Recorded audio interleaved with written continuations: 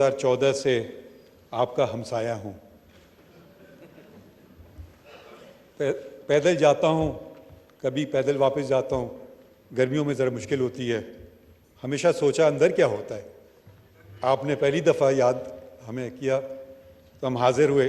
इसलिए नहीं कि मैं कुछ सियासी तकरीर करना चाहता हूँ, इसलिए कि मैं अपने और अपने इदारे की तरफ से ये कहना चाहता हूँ कि हम इस किताब के साथ खड़े हैं।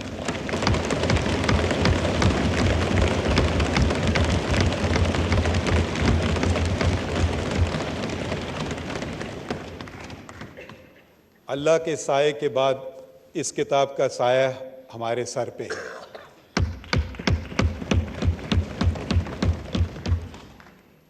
ये किताब हमारी पहचान है। ये किताब पाकिस्तान की पहचान है। ये किताब पाकिस्तान के जो उस वक्त के डायरेक्टली इलेक्टेड रिप्रेजेंटेटिव्स थे, उन्होंने यूनानिमसली इसको पे वोट किया। कोई नेगेटिव वोट नहीं था। एब्सटेंशंस मेरे ख्याल में शायद 4 थे। तो इसकी जो अहमियत है उसको हमें पहचानना चाहिए और उस पर हमें अमल करना चाहिए। पाकिस्तान की, अगर आप लोग सब सियासी तालिब इल्म हैं, मैं कानून का कीड़ा आप समझ लें, मैं हूँ।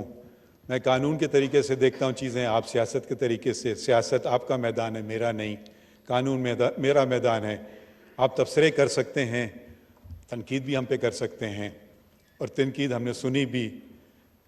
मगर जो हम हल्फ उठाते हैं, जो मैंने हल्फ एक दफ़ा नहीं 2 दफ़ा उठाया, एक चीफ जस्टिस के नाते बलूचिस्तान के, उस वक्त जब बलूचिस्तान में काफ़ी मुश्किलात थे, तो मुझे वहाँ बुलाया गया और आपको जैसे पर्सनल स्टोरीज़ लोग बताते हैं कि मुझे उस वक्त के चीफ जस्टिस ने याद किया था। उस ज़माने में जुडिशल कमीशन ऑफ पाकिस्तान नहीं होता था, तो वो अपॉइंटमेंट ऑफ जजेस दूसरे तरीके से होता था, पुराने तरीके से।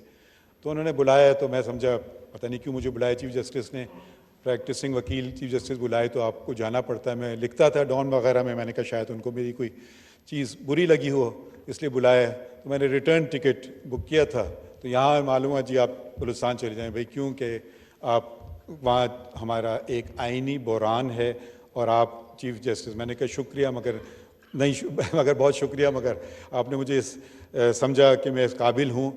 मगर उन्होंने कहा क्या, फिर उन्होंने ऐसी बातें की जो मैं उनका नहीं, कि भाई आपका ये मुल्क है, आपके लोगों बलूचिस्तान में, अब आपका हम पे हक है, अब आपको ही जाके काम करना होगा। तो मैं गया, अकेला बलूचिस्तान, वाहिद जज था। और फिर आहिस्ता आहिस्ता अपनी हाई कोर्ट बनाई, अपॉइंटमेंट्स किए। जो अपॉइंट्स किए जजेस वो सारे अल्लाह के फजल से कंफर्म हुए। शायद मेरा उस वक्त का 100% रिकॉर्ड था। फिर यहाँ आने को मिला, और हम में जो, मुझे समझ नहीं आता है, हम कभी कभी दुश्मनों से इतनी नफ़रतें नहीं करते हैं जितनी एक दूसरों से करते हैं। ये क्यों है?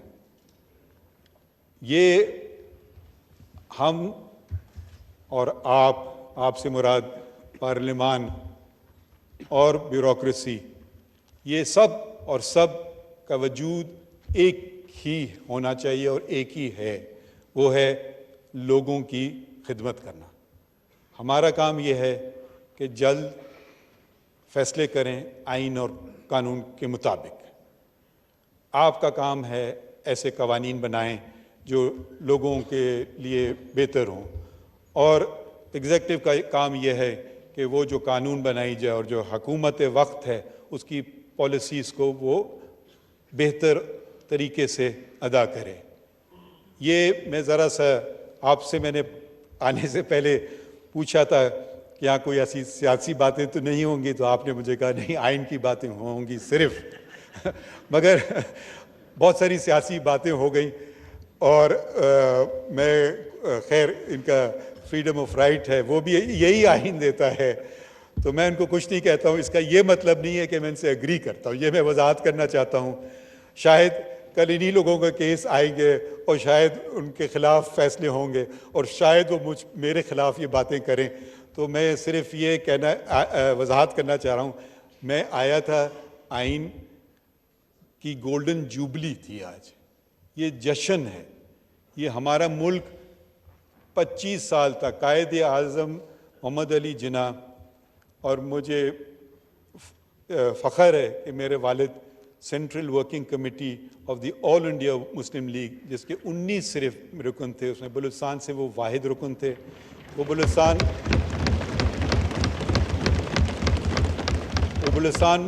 में मुस्लिम लीग कायम की।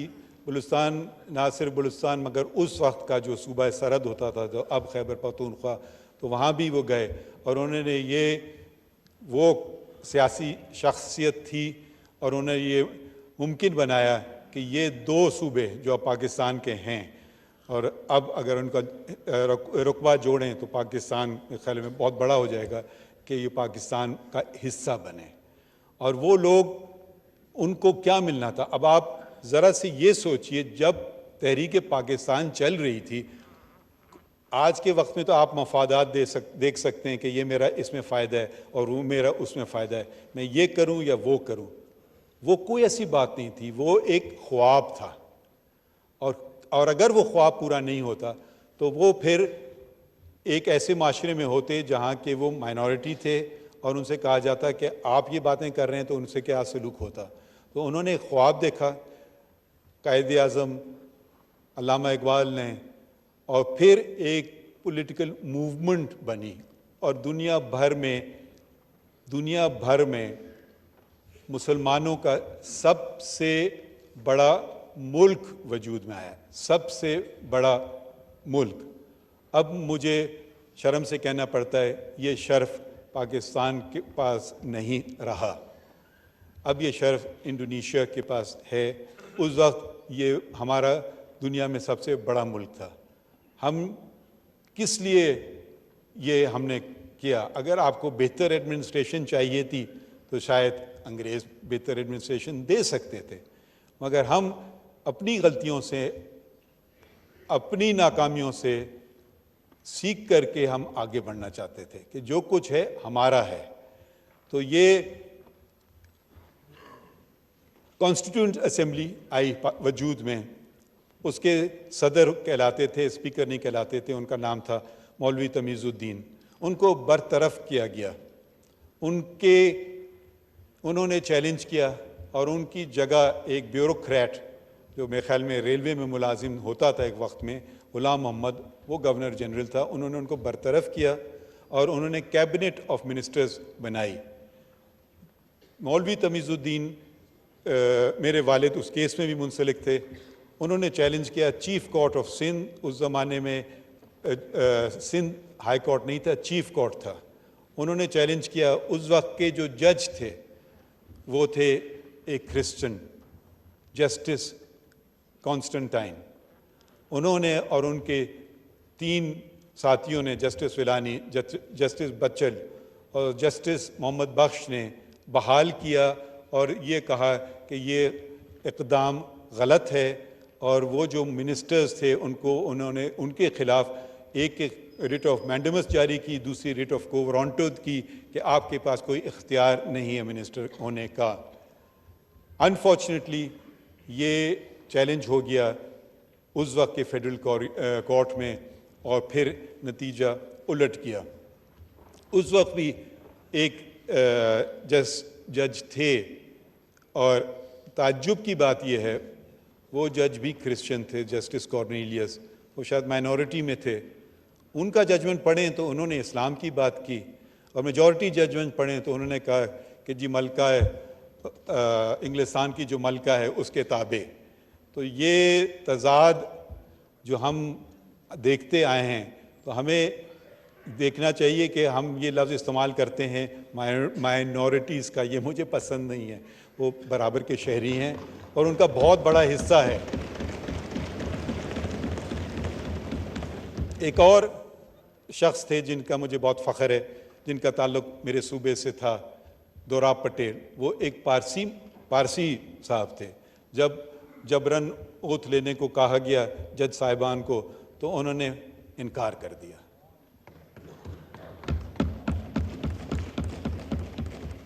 तो सिर्फ मैं ये आपको कहना चाहिए था, मैं कहना चाहता था,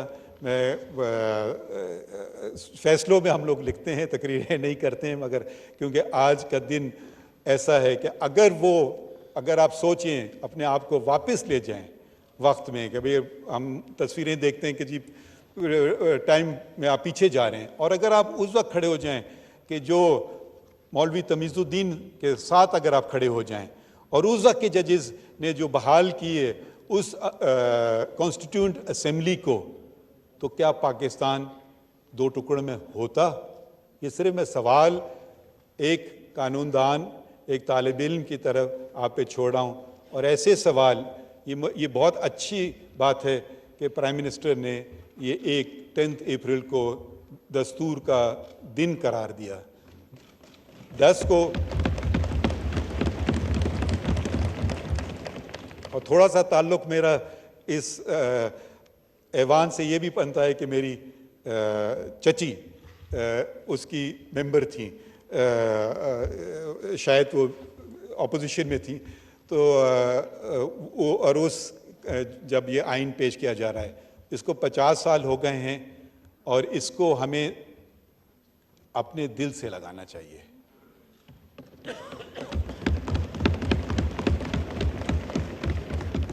इसलिए नहीं कि इसमें मेरी तनख्वाह गारंटीड है, मगर इसलिए क्योंकि इसमें लोगों के बुनियादी हकूक़ का तज़किरा है।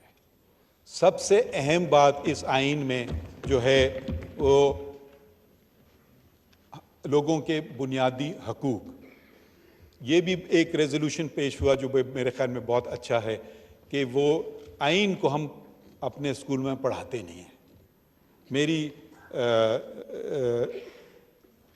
अहलिया वो टीचर थी और एक अमेरिकन स्कूल में, तो वो अमेरिकन सिलेबस पढ़ाते थे, और वो छोटे छोटे बच्चों को अमेरिकन कॉन्स्टिट्यूशन के मुतालिक, और मॉक इलेक्शंस हो रहे हैं क्लास में, उनका इंतखाबी निशान वो एक का घोड़ा, एक का हाथी, दूसरे का गधा, रिपब्लिकन्स और डेमोक्रेट्स। तो उस उम्र से वो, अच्छा ये आइन होता है, ये वोट होता है, इसका मतलब क्या होता है। और जब लोग ये बात समझ जाएंगे तो वो समझेंगे कि हमारे हाथ में इस रियासत की लगाम है। और जब ये लोग समझ लेंगे तो फिर लोग, कोई आदमी अपनी अच्छाई सोचता है, अपनी बुराई नहीं सोचता है। इस आइन में बहुत खूबसूरत चीज़ें हैं, फंडामेंटल राइट्स में ऐसी ऐसी फंडामेंटल राइट्स हैं जो बहुत सारे दुनिया के दूसरे मुल्कों में नहीं हैं। मसलन right of information, article 19A, freedom of press तो 19 है। फ्रीडम ऑफ प्रेस की भी बात देखें, ये वही 19 है जो कि लियाकत अली ख़ान ने जब 1948 में declaration of human rights sign किया, उसमें वही शिक थी आर्टिकल 19, वही शिक हमारे आइन में है। और कुरान शरीफ की एक आयत भी है और उसके ऊपर 19। मैं उस पर उधर नहीं जाऊंगा, बस मैं आप लोगों का शुक्रिया अदा करना चाहता हूं। और मैं अपने इदारे की तरफ से ये कहना चाहता हूं कि हम भी आइन के मुहाफ़िज़ हैं। आप सब ने और मैंने भी ये हल्फ लिया है कि I shall protect, defend the constitution of Pakistan. और अगर मैं ये ना कर पाऊँ तो आप बिल्कुल मुझ पे हर किस्म की क्रिटिसिज्म कर सकते हैं। जहाँ तक मैं आप ये वजाहत दोबारा करना चाहता हूँ कि जो सियासी बातें इधर की गई, मेरा उनसे कोई ताल्लुक नहीं। और शायद ये जो बुरा ना माने हम बैठे हुए हैं, हो सकता है ये कहें, या हो सकता है आप कल कहें कि आपको बुलाए भी फिर भी हमारे खिलाफ आपने फैसला किया। तो मैं आपसे माजरत चाहता हूँ और बहुत बहुत शुक्रिया कहना चाहता हूँ, क्योंकि दूसरे जज साहिबान शायद मसरूफ़ थे, ना आ सकें। तो मैं बस शुक्रिया अदा करना चाहता हूँ कि आपने हमें याद किया। शुक्रिया जी।